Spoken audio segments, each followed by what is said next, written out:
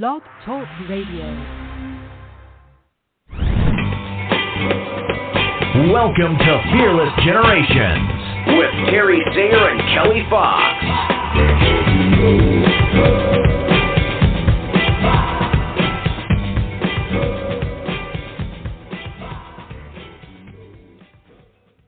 Hello, and welcome to Fearless Generations, 12 Steps to Freedom. I am Kelly Fox, and I am here tonight excited to wrap up step number 3, connection, with integration tonight.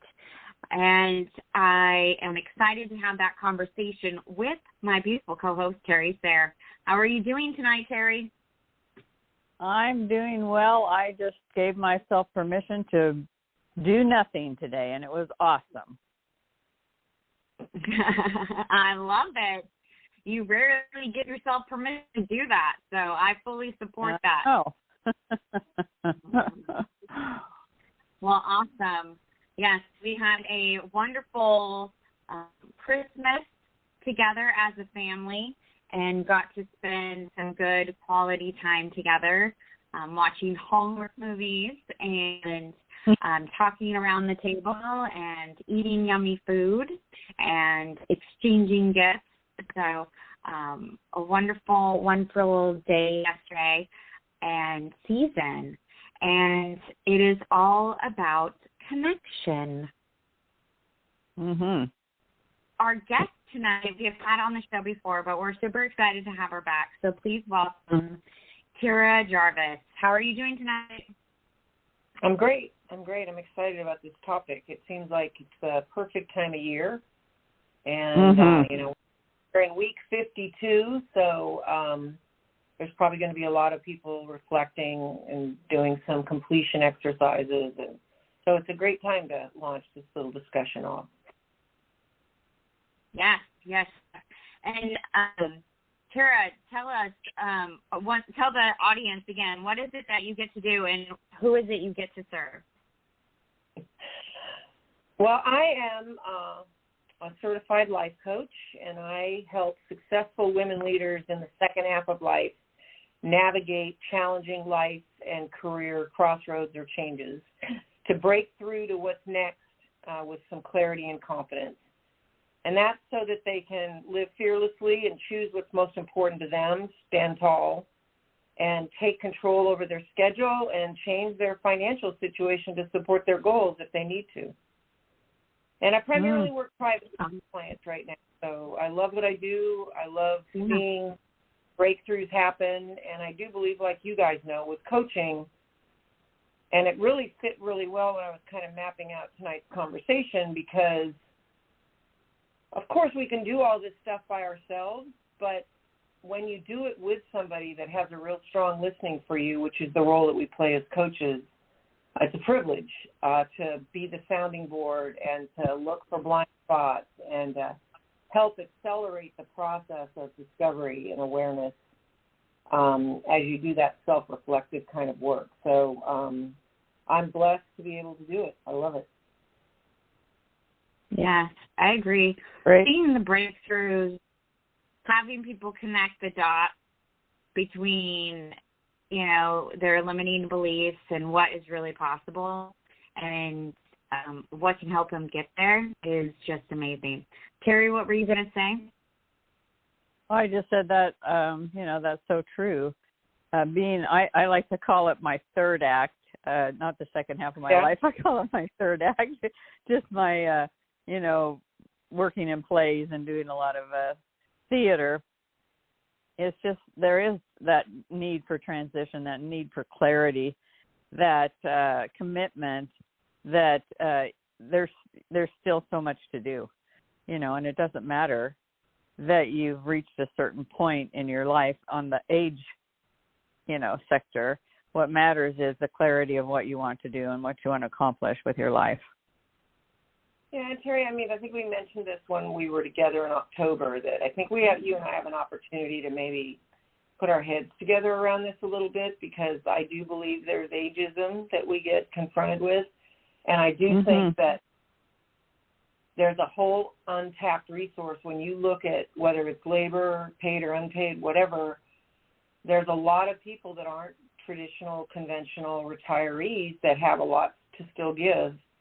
And those are the people that I'm trying to let see that there's something else. And the one thing that I distinguished for myself as well as my clients this year is that if you had a really unhealthy relationship at work and you don't see an alternative way to work, you're going to be terrified about either retiring and taking on something and doing it the same way. And it's the Dave Ramsey quote that I always like to use, is that retirement in America has come to mean save enough money so you can quit a job you hate.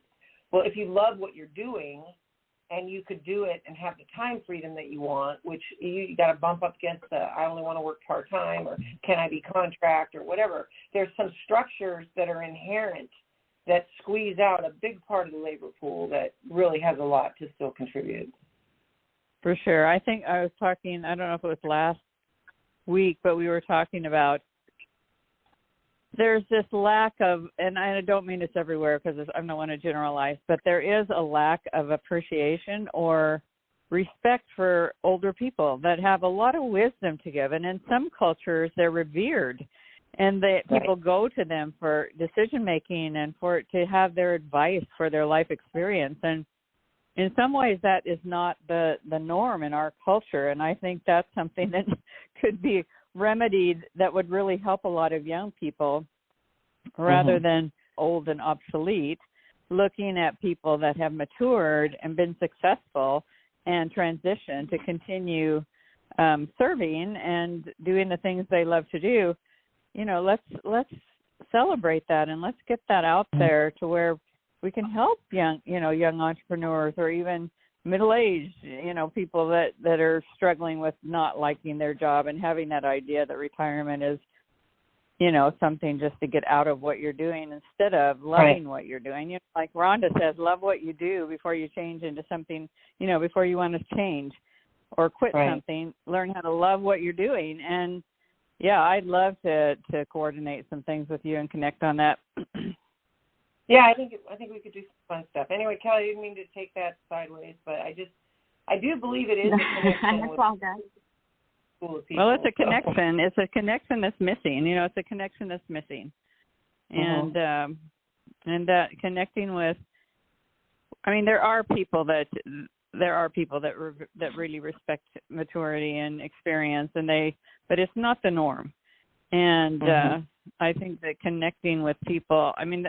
There are a lot of people older than me that I really respect and connect with and admire and look to them for, experiences that will help me to be more clear on my vision. So I know it does occur, but it's not the norm. Right. So just one last thing on my definition of kind of what I do is that I consider myself, and I have a very strong value to be a connector. I consider myself an Uber connector. I'm very well resourced. I'm always learning and growing and making connections and trying to understand what people are doing, and I have a pretty big bank of resources. And so when I meet people and I feel that they should connect with somebody, I'm always doing introductions and connections to try to connect people that I think can help them, because the benefit of all that is if you can do anything faster than on your own, that's what I want to be able to help. So I like the problem-solving aspect of that. I like the social aspect of that. And so I am a connector as well. I did just listen to the prior episodes this month. So I do understand the integration piece that we want to talk about tonight around connection and what was shared in those other sessions. And I think it was love and possibilities as well as giving and receiving. And we'll make sure that we touch on those. But when I did my prep work, I'm not going to kid you, I believe it all starts with individual self-awareness, connecting with. So that's kind of where it always starts with that. Yeah. Yeah, it always starts with it. And connecting with ourselves is going to make the connection with everything else possible. We have to connect in with ourselves and really ask ourselves those those deep, complicated questions every once in a while, to be able to reconnect with all of the things that are outside of us, or connect with those things that are in our core.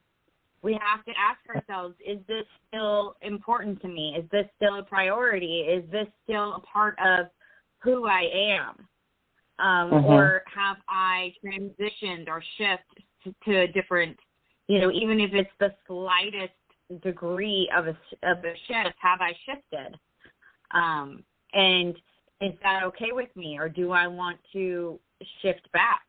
When we can have these moments of connection with ourselves, then that makes being in alignment so much easier, right? Because if we're not connecting with ourselves, then how do we know if we're in alignment with our values? How do we know if we're in alignment with who we are and where we want to go? If we're just going with the, going motion by motion, in survival mode, or even just with our blinders on, or however you want to say, distracted, and we're not connecting in with ourselves, then what are we even doing? Right. Do we even know what we're doing? Or are we just going through emotion?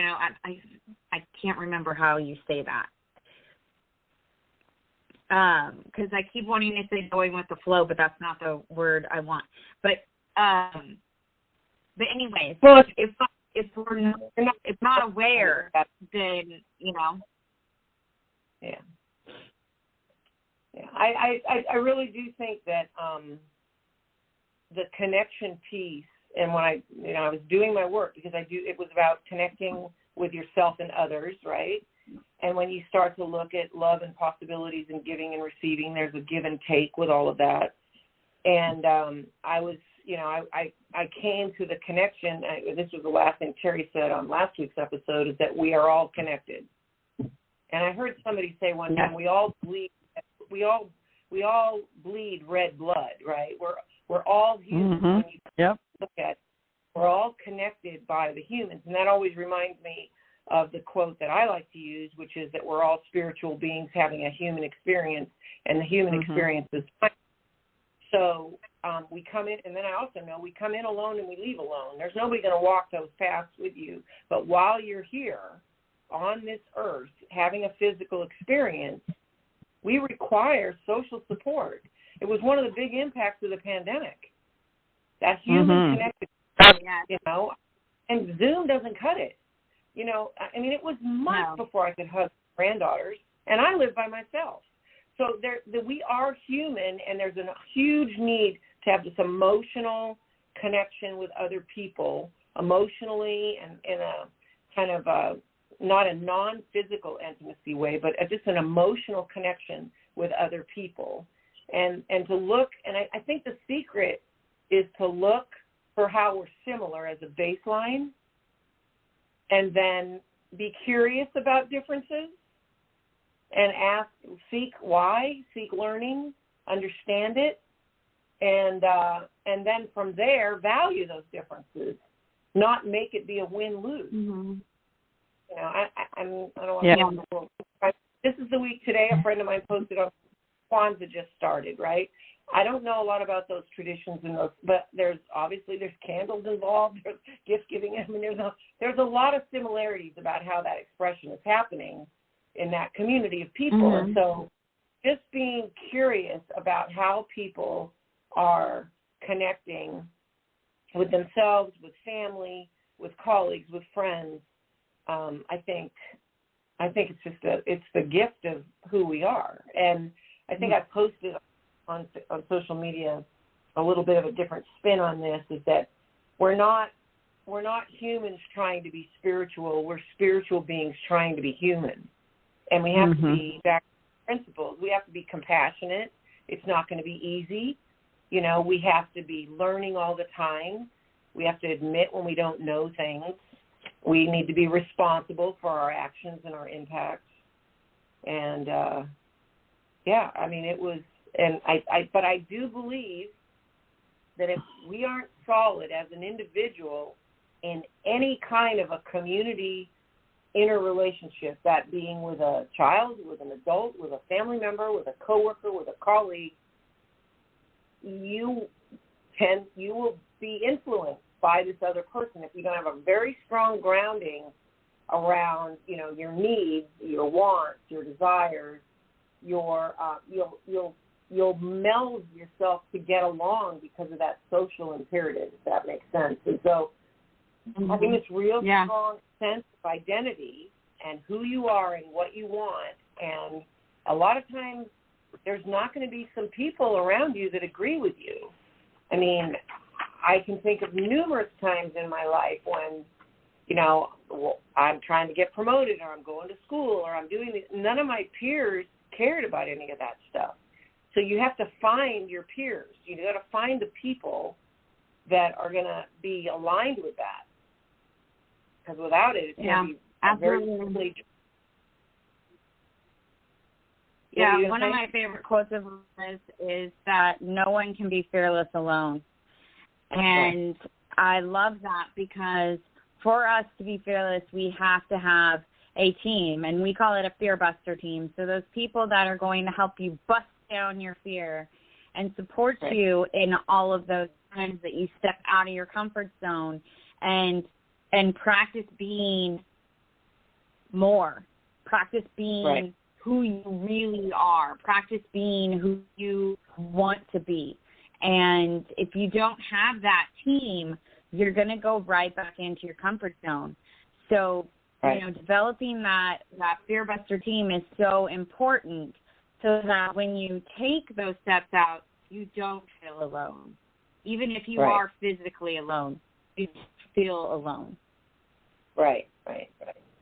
Yeah, and I think what's important about that is that it needs to be defined from the inside out. And you have to deal with all of those developmental areas and people pleasing and, all those different, and the quagmire, if you will, of mindset and minutia and emotions and all of that really plays really heavily. So these fear busters are very likely not going to be your close connection, right? They're going to be people that, just like a coach, that understands what you're creating and is going to be a stand for you having it and remind you when it gets tough. And they're also going to be the person that's going to help you hold yourself accountable. Because one misnomer is that a coach doesn't hold you accountable. They put structures in place to help you hold yourself accountable because you said you wanted that. And you can change your mind. You can change your mind. And that was the other thing about what you said, is that the mindset piece starts to get tripped up when we decide to change our mind. Well, am I quitting, or is it really the right thing to do? Am I taking the easy way out? Only people can know the answer to that. But just because you fall forward doesn't mean it's a failure. As long as you learn and as long as you grew in the process. And, I think a lot of people could be looking right now at things that didn't go all that well. This is the week, right? So week 52, we're getting ready to head into the new year. What do I want different? We could be looking at things and we could be defining them as a failure and feeling bad and shaming ourselves and everything. But if we can just look at it like, what lesson did I learn and what do I want to carry forward with that? It can be considered a success. And even if it means you have to move in a completely different direction, as long as you're choosing that choice and it's grounded in some, the really deep interpersonal work that we're talking about that it takes, then you shouldn't allow yourself to get tripped up just because it's something different. Right. That's really the 12 steps, I think, that we base this program on really help with that realization or that embodiment of learning from every opportunity and challenge that comes into our life, because we start out with awareness, willingness, and, now we're on connection, and next is compassion. And it really builds upon itself, because I love the mantra that's kind of a part of our work that we do every week with our clients is to to live that foundation of compassion for yourself, honesty, which to me is telling yourself the truth, and being willing to tell yourself the truth, and then personal accountability. And when we can, I heard you say all of those words, and I think that really helps us to move and connect with our passion, our purpose in our relationships and society, that connect with that willingness to be vulnerable. And it to me, the 12 steps are pretty inspirational as far as being really aware, willing, connected, and moving forward. Because I can look back now and look at what I might have at the time felt were just overwhelming challenges, and now I can look at them as I can see the gift that was in those challenges. Life, like you said, took a 45-degree angle or even an 80-degree angle, but now that I can look back at that, I can see how that's how I ended up where I am today. And it's a part of that journey, and then honoring each component of that journey and recognizing each thing as a gift. While we're here on this earth for the purpose, depending on your belief system, I believe I'm here to learn to love, to love God, to love myself, to love others, and then to turn around and serve. And as I'm on that journey, I can look back at my challenges, my disappointments, my, heartbreaking grief, and say, that was really a gift, because look how it's helped me to be where I am today. And I'm really happy where I am today.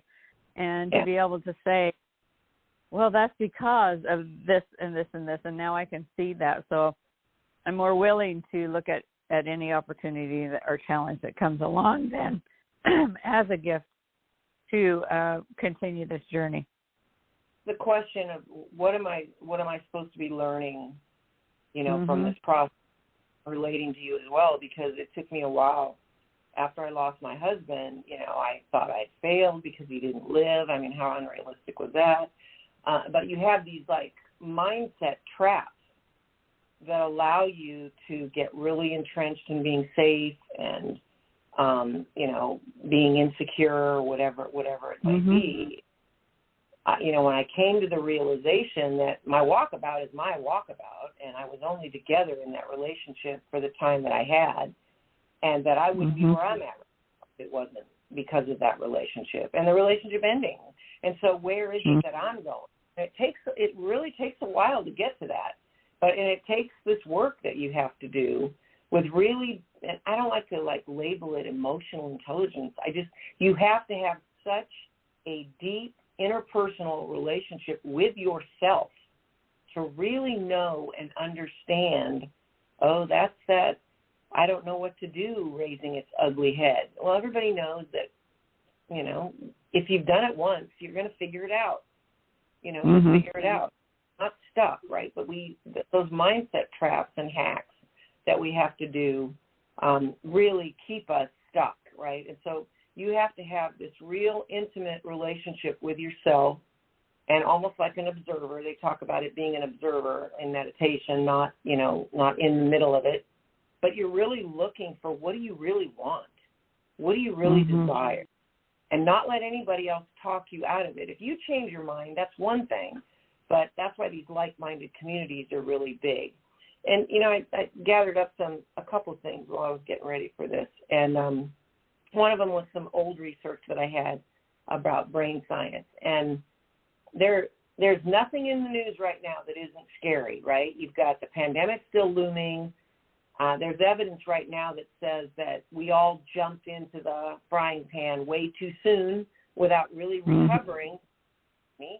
And that if we're deflated and lack energy, and we might not have even had COVID, still have an effect of the pandemic. So what's that all about? And then you've got the war, and then you've got the economy, and the savings are dwindling. All this fear that's real. It's not make-believe. But the reality is that our conscious mind is only 5% of our brain's capability. 95% of what's going on in the brain is unconscious, which means some kind of a regular commitment to a practice that allows you to go deep into that unconscious space and try to influence it in some way with mindset or emotional work. It's the work that I really love about Rhonda's work with the wheels, because you really understand the triggers and the behaviors. And what I'm here to say is that those triggers are the same triggers at work, with spending, with money, with work, everything. Those same triggers are the same triggers that are messing you up every time. Yeah. Mm-hmm. I'm not good enough. I don't know what to do. Whatever those are, they stop you, and they're doing exactly what the brain's supposed to do unless you can go deeper, into the unconscious mind and look at how you're going to influence decisions and everything in a way that makes it meaningful for you. And I think that's the big that we have, because I think with the pandemic we slowed down a little bit, but we very quickly resumed, warp speed. And the challenge is that our dreams and desires and intentions, heart's desires, they're hidden from our view by the weight of everyday life if you let them. It means you have to be intentional about really getting in there and not letting them be blocked. Does that make sense? Mhm. Yes. I mean, well, ladies, I love where this conversation is going at. We are out of time. So I am sorry, but we're going to have to get it wrapped up here. But okay. Do you have one last thing that you would like to share? Well, yeah, I pulled out my Rhonda cards. Obviously, I'm a big fan, and it was related to a friend who had put something on social media, and it's perfection or connection. You can't have both. Yeah, I love that card. You can only connect with another person if you're willing to be vulnerable and authentic and real, which means you have to know your own shit, excuse the expression. You have to know when you're, not being real and not being true and not being authentic. And, awareness is the first step in the transformation process, too. So we do a lot of deep work in what are those desires? What do you want? What do you need? So it's too important. It's easy to skip over, and then all of a sudden you're defining success and you're valuing yourself based on somebody else's definition of it. Absolutely. Yeah. So let our audience know, how can they get a hold of you? All righty. I have a couple things. One, you can check out my website. I have a couple of free gifts up there. I have a transformation journal that you can download. I also have a fulfillment formula audio program that's up there. Following me on LinkedIn, Facebook, and Instagram is good. I did find something that I created a while ago, which is a passion assessment, which is a few questions about how to get under the covers of what this might look like for you. If somebody's interested in that, let them DM me at either Facebook or LinkedIn or whatever, and I'll make sure you get a copy of that. And you can book a complimentary coaching session, talk about what's going on with you. If I'm not the right person, I'll suggest somebody that might be. So that would be tyrajarvis.com/free session. Thank you. Awesome. Thank you, Tara. And please feel free to post links to any or all of those things in the group so that our listeners can have easy click access. We'll do that. So thank you, Terry, for being here with me tonight. Always love being here with you. We want to remind you that the 12 Steps to Freedom were created by Rhonda Britton, the CEO and founder of the Fearless Living Institute. If you would like to know more about Fearless Living, go check it out at fearlessliving.org. If you would like to know more about Terry and I, please go to fearlessgenerations.org, and you can find out all kinds of stuff there about us and what we do and what we provide for all of you wonderful people and listeners out there. We hope that you are in our Facebook group, Get Fearless at Any Age with Fearless Generations, and are following us on Instagram and LinkedIn as well under Fearless Generations. So thank you, everybody. We will be back next year, next month, and we will be doing step 4 which is compassion. So have a great week. Until then, enjoy your new year. And until then, be fearless. Thanks. Bye. Bye. Bye-bye. If you're shopping while working, eating, or even listening to this podcast, then you know and love the thrill of the hunt. But are you getting the thrill of the best deals? Rakuten shoppers do. They get the brands they love with the most savings and cash back. And you can get it too. Start getting cash back at your favorite stores like Wine.com, Levi's, Sephora, Petco, and Dyson, and even stack sales on top of cash back. It's easy to use, and you get your cash back through PayPal or check. The idea is simple. Stores pay Rakuten for sending them shoppers, and Rakuten shares the money with you as cash back. Download the free Rakuten app and never miss a deal. Or go to Rakuten.com to start getting the most bang for your buck. When it comes to savvy shopping and saving money, Rakuten is a no-brainer. It's free and easy to join. That's Rakuten.com. Rakuten. Rakuten.